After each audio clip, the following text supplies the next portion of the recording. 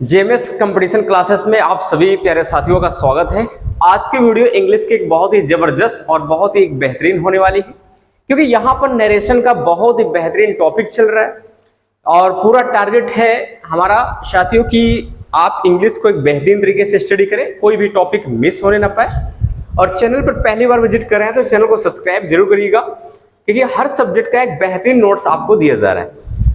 तो प्यारे साथियों, आज की वीडियो में हम लोग सीखने वाले हैं ये जो हमारा इंपरेटिव सेंटेंस होता है, ये आपका जो इंपरेटिव सेंटेंस है इसका आज हम लोग पहले रूल्स देखेंगे, साथ ही साथ इसके कुछ एग्जांपल्स रहेंगे और जिसमें मैं इनडायरेक्ट बनाऊंगा और जो एग्जाम में हमेशा कॉम्पिटिटिव एग्जाम में पूछे जाते हैं। इससे पिछले की वीडियो में हमने आपको इंटरोगेटिव सेंटेंस का बताया था, इससे पिछले की वीडियो में असर्टिव सेंटेंस बताए थे। अभी तक अगर आपने वीडियो को नहीं देखा है, कम समझ में आ रहा है, तो स्टार्टिंग से जाएं, वीडियो को देखिए, प्लेलिस्ट भी बनाया गया है ताकि आपको चीजें समझ में अच्छे से आए। चलो जी स्टार्ट करते हैं। इंपरेटिव सेंटेंस पहले जानने की कोशिश करते हैं होता क्या है। तो इंपरेटिव सेंटेंस मींस होता है आदेशात्मक वाक्य होता है। क्या होता है? आदेशात्मक और क्या होता है प्यारे साथियों? वाक्य होता है। ठीक है, सेंटेंस आप पढ़े भी होंगे जिन वाक्यों में सलाह, आदेश, विनती, सुझाव का पता चलता है, वही इंपरेटिव सेंटेंस होता है। इंग्लिश लैंग्वेज की बात करेंगे तो an imperative sentence tells command, request, order, suggest is called imperative sentence. ये इसकी परिभाषा होती है। आप डेली यूज करते हैं ऐसे वाक्यों को, एक गिलास पानी लाइए, बैठ जाइए, ऊपर जाएं, ठीक है, दरवाजा खोल दीजिए, दरवाजा बंद कर दीजिए, प्लीज, ऐसे काइंडली का भी प्रयोग करते हैं। तो चलिए पहले नियम को देखते हैं, नियम को देखने की कोशिश करते हैं।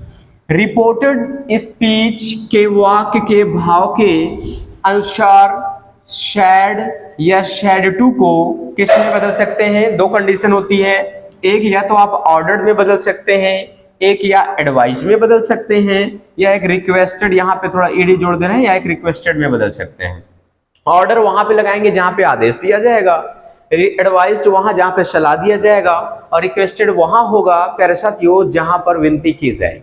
तो इस तरीके से ये नियम होता है। अकॉर्डिंग टू सेंटेंस, वाक्य के अनुसार ही हम बदलने की कोशिश करेंगे।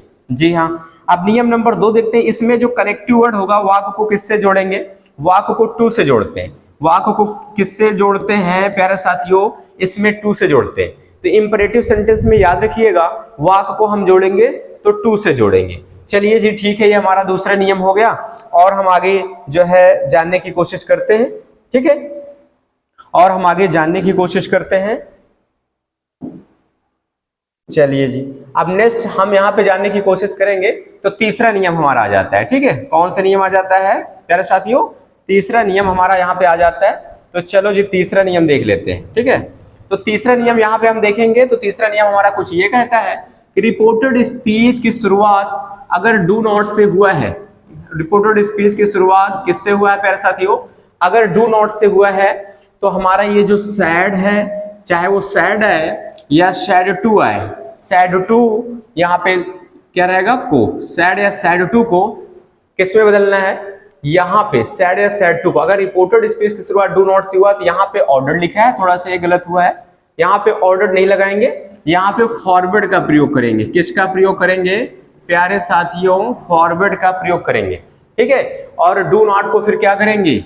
डू नॉट को हटा देना है। डू नॉट को क्या कर देते हैं? हटा देते हैं। फिर समझिए, रिपोर्टेड स्पीच की शुरुआत अगर डू नॉट से है, अगर इंपरेटिव सेंटेंस आपका है तो सैड या सैड टू को किस में बदलना है? फॉरवर्ड में बदलते हैं, और डू नॉट को क्या कर देते हैं? हटा देते हैं। जी हाँ प्यारे साथियों, नियम नंबर 4 लास्ट देख लेते हैं।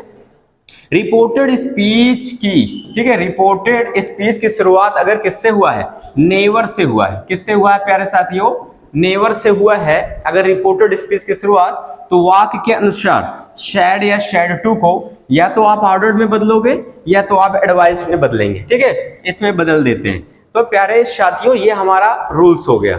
ठीक है, तो या तो ऑर्डर्ड में या तो एडवाइस में, क्योंकि इसमें क्या होता है कि कभी कभी ऐसे कंडीशंस होती हैं, नेवर लग जाते हैं, तो जिसमें ऑर्डर का पता चलता है, आदेश पता चलता है, और कभी कभी ऐसा होता है जिसमें सलाह का पता चलता है। ठीक है, तो प्यारे साथियों इस तरीके से हमारे रूल्स हो जाते हैं। तो रूल्स हो गया। आइए हम लोग जो है आप क्या करेंगे, एग्जाम्पल समझने की कोशिश करते हैं। बहुत ही बेहतरीन तरीके से हम लोग एग्जाम्पल समझेंगे। ये रहा जी एग्जाम्पल, और एग्जाम्पल समझेंगे तो बड़ा ही मजा आने वाला है। ठीक है, चलो जी एग्जाम्पल समझने की कोशिश करते हैं, और एग्जाम्पल को जब हम लोग समझेंगे तो बहुत ही बेसिक से एकदम समझने की कोशिश करेंगे। तो चलो एग्जाम्पल समझते हैं। तो यहाँ पे एग्जाम्पल्स में हम ऐसे एग्जाम्पल्स लेकर आए हैं प्यारे साथियों जो आपके कॉम्पिटिटिव एग्जाम में यहाँ से 1 से 2 क्वेश्चन से पूछे जाते हैं। चलिए पढ़ते हैं। She said to us, उसने हमसे कहा, bring a glass of water, एक गिलास पानी लाइए। अब आप समझ रहे हैं ऐसे वाक्यों में आपको पहचानना पड़ेगा कि ये इंपरेटिव सेंटेंस है कि नहीं है, आपको खुद समझना पड़ेगा। अब सेंटेंस का अर्थ जो निकाल लेता है वो आसानी से समझ में आ जाता है कि ये इसमें ऑर्डर आदेश दे रहा है कि सलाह दे रहा है कि विनती कर रहा है। तो चलो अर्थ निकालते हैं। Bring a glass of water, एक गिलास पानी लाएं। हम ही आपसे अगर बोलते हैं एक गिलास पानी लाइए, दरवाजा बंद कर दीजिए, दरवाजा खोल दीजिए, तो ये ऑर्डर करता है। तो अब हमको पता चल गया कि ऑर्डर कर रहा है, तो देखिए चेंज कर दीजिए सी, और यहाँ पे कर दें क्या, सी ऑर्डर्ड। यहाँ पे क्या लिखा है, अस। हमने कहा कि इंपरेटिव सेंटेंस में कनेक्टिव वर्ड किसका प्रयोग करते हैं, टू से जोड़ते हैं। आगे कोई प्रोनाउन है नहीं, तो ब्रिंग ए, फिर क्या करेंगे, glass, bring a glass of, और यहाँ पे कर दें क्या, bring a glass of water. जैसा है वैसा कर देते हैं।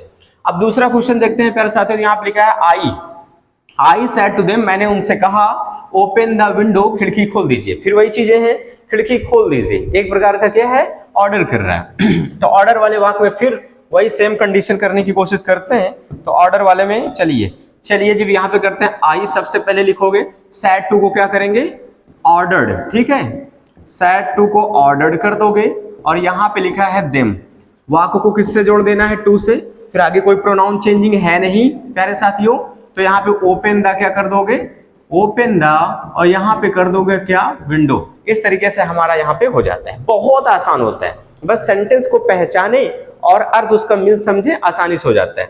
चलिए क्वेश्चन नंबर 3 देखते हैं। सी सेड टू हर, उसने उससे कहा, कॉल माई सर्वेंट, मेरे नौकर को बुला दीजिए। फिर वही चीजें हैं, ऑर्डर कर रहा है, ठीक है। तो यहाँ पे क्या करेंगे, सी, और यहाँ पे क्या कर दोगे, यहाँ पे कर दोगे ऑर्डर्ड, ठीक है। सी ऑर्डर्ड, यहाँ पे है हर, तो आराम से हर करो, वाक्य को किससे जोड़ो, टू से। अब कॉल है तो कॉल ही करने दो, लेकिन ये प्रोनाउन जैसे ही दिखेगा आपको चेंज करना पड़ेगा। फर्स्ट पर्सन का ये पॉजेसिव केस है, फर्स्ट पर्सन में जाएंगे सब्जेक्ट सी, तो सी का पॉजेसिव केस हर हो जाता है। तो प्यारे साथियों यहाँ पे हर, और यहाँ पे सर्वेंट कर देंगे, ठीक है, जैसा है वैसा हो जाता है। तो जी यहाँ पे हो गया 3 क्वेश्चन। चलिए हम चौथा नंबर देखते हैं। आई सेड टू यू, मैंने आपसे कहा, हेल्प द पुअर, गरीबों की सहायता करो। देखो मैंने आपसे कहा, अगर थोड़ा समझे इसमें, तो गरीबों की सहायता करो, मतलब सेंटेंस कहीं ना कहीं एक सलाह दे रहा है। तो सलाह वाले वाक्य में हमने आपको बताया था कि क्या कर देना है प्यारे साथियों, यहाँ पे एडवाइस कर दो, आई एडवाइज्ड, यहाँ पे यू कर दो, वाक्य को टू से जोड़ो, और आगे जैसा है वैसा आप लिख दीजिए। हेल्प द क्या कर दो, हेल्प द पुअर कर दो। इस तरीके से हो जाता है जी, ठीक है। नेक्स्ट क्वेश्चन हम यहाँ पे 4 तक तो देख चुके हैं, और चौथे के बाद हम लोग क्या देखने की कोशिश करते हैं, चौथे के बाद हम लोग अब 5वां देखने की कोशिश करते हैं, ठीक है। तो चलिए जी 5वां भी देख लेते हैं हम लोग। 5वां क्वेश्चन यहाँ पे देखने की कोशिश करते हैं। चलिए, राम सेड, राम ने कहा, राम सेड, राम ने कहा, प्लीज हेल्प मी, कृपया मेरी सहायता करो। जी हाँ, जब भी प्लीज या काइंडली रिपोर्टेड स्पेस में आ जाएगा, ठीक है प्यारे साथियों, तो वहां पे क्या करना है, आपको सोचना नहीं, वहां पे रिक्वेस्टेड लगा देना है। तो आराम से क्या करना है, राम, तो यहां पे कर देना है क्या, रिक्वेस्टेड, राम रिक्वेस्टेड। उसके बाद वाक्य को किससे करना, टू से जोड़ना, राम रिक्वेस्टेड टू, और प्लीज काइंडली को फिर हटा देते हैं। ये चीज जरूर ध्यान दीजिएगा, प्लीज काइंडली हट गया, आगे है हेल्प, और इसको देखिए ये फर्स्ट पर्सन का ऑब्जेक्ट है, फर्स्ट पर्सन में जाएंगे सब्जेक्ट राम, राम का जब प्रोनाउन ही बनेगा तो ही का ऑब्जेक्ट केस क्या होता है, हिम हो जाता है। यहाँ पे ऑब्जेक्ट था तो हमने इसका ऑब्जेक्टिव ही लगाया, ठीक है। तो इस तरीके से हो जाता है। इस तरीके से प्यारे साथियों हमारा कितना क्वेश्चन हो गया, 5 क्वेश्चन हो गए, ठीक है। 5वें के बाद हम लोग अब क्या करते हैं, नेक्स्ट क्वेश्चन जानने की कोशिश करते हैं, क्वेश्चन नंबर 6, ठीक है। जी हाँ, क्वेश्चन नंबर 6 हम लोग 6 से 10 तक पूरा हर टाइप्स का सीरीज देखने वाले, ठीक है, क्योंकि सारे क्वेश्चन बहुत इंपॉर्टेंट है। Question number 6, Sita said to, Sita ने हमसे कहा, kindly go to market, kindly go to market. देखिए काइंडली और प्लीज दोनों रिक्वेस्ट को बताते हैं, ध्यान दीजिएगा, ठीक है। तो यहाँ पे सीता, यहाँ पे करना है आपको क्या, रिक्वेस्टेड, सीता यहाँ पे करोगे रिक्वेस्टेड, यहाँ पे है अस, वाक्य को टू से जोड़ दीजिए। काइंडली प्लीज जब भी आएंगे आप इनडायरेक्ट बनाते समय इनको हटा देंगे। और यहाँ पे गो टू, उसके बाद क्या कर देना है, यहाँ पे मार्केट कर देना है। बस बहुत आसान होता है। अर्थ आपको समझ में आया, इजिली हो जाता है। 7 नंबर क्वेश्चन, ठीक है। We said to them do not waste my time. जैसे ही रिपोर्टेड स्पीच की शुरुआत डू नॉट से हुआ, जैसे ही डू नॉट से हुआ, तो डियर स्टूडेंट्स आपको करना क्या है, आपको कुछ भी नहीं समझना है, फॉरवर्ड का प्रयोग करना है। किसका प्रयोग करना है, फॉरवर्ड का प्रयोग करेंगे, फॉरवर्ड देम, ठीक है। उसके बाद वाक्य को किससे जोड़ते हैं, टू से। फिर मैंने कहा था कि इन डू नॉट को क्या करेंगे, हटा देंगे। तो और आगे आपका क्या लिख जाता है, वेस्ट। और इसको देखिए, फर्स्ट पर्सन का पॉजेसिव केस, फर्स्ट पर्सन में जाएंगे सब्जेक्ट वी, तो वी का पॉजेसिव केस क्या हो जाता है, यहाँ पे आवर हो जाता है और यहाँ पे टाइम हो जाता है। जी हाँ, ये हो गया। 8वां क्वेश्चन भी सेम है आपका, डू नॉट से स्टार्ट हुआ है, इंपरेटिव सेंटेंस है। आपको क्या करना है, फॉरवर्ड में प्रयोग करना है, दे फॉरवर्ड। और यहाँ पे हो जाएगा क्या, हर वाक्य को टू से जोड़ना है, डू नॉट हटाइए। और यहाँ पे क्या बचा, किल। फिर ये फर्स्ट पर्सन का ऑब्जेक्ट आ गया, फर्स्ट पर्सन में जाएंगे सब्जेक्ट दे, तो दे का ऑब्जेक्ट क्या हो जाता है, देव हो जाता है। इस तरीके से यहाँ पे हो जाता है। अब यहाँ पे हम 9वां क्वेश्चन देखने की कोशिश करते हैं। जब भी रिपोर्टेड स्पीच की शुरुआत नेवर से होगा, तो पहले आपको सेंटेंस को पढ़ना है ध्यान से। नेवर वेस्ट टाइम, कभी समय बर्बाद न करो। तो ऐसे क्वेश्चन तो एक प्रकार का एडवाइस करता है, तो ऐसे क्वेश्चन में क्या करेंगे, एडवाइस, ठीक है। जब ऑर्डर आदेश करेगा, वाक्य का भाव आदेश बोलेगा, तो आदेश वाला लगाएंगे, ऑर्डर लगाएंगे। यहाँ पे एडवाइस संभावना है, तो एडवाइस, तो वी एडवाइस यहाँ पे कर देंगे क्या, राम, ठीक है। अब एक खास बात, नेवर के बाद टू का प्रयोग करते हैं, ध्यान दीजिएगा। नेवर के बाद टू, उसके बाद यहाँ पे वेस्ट, फिर यहाँ पे क्या करेंगे, टाइम। ध्यान दीजिएगा, जब भी नेवर आए, नेवर के बाद टू का प्रयोग करें। चलिए जी, लास्ट क्वेश्चन देखते हैं इंपरेटिव सेंटेंस का। तो यहाँ पे हो गया सी, ठीक है। और जब भी डू नॉट आए, तो अभी मैंने ऊपर बताया था, सी यहाँ पे कर दो क्या, फॉरवर्ड, तो सी फॉरवर्ड। और यहाँ पे कर दो आप देम, सी फॉरवर्ड देम।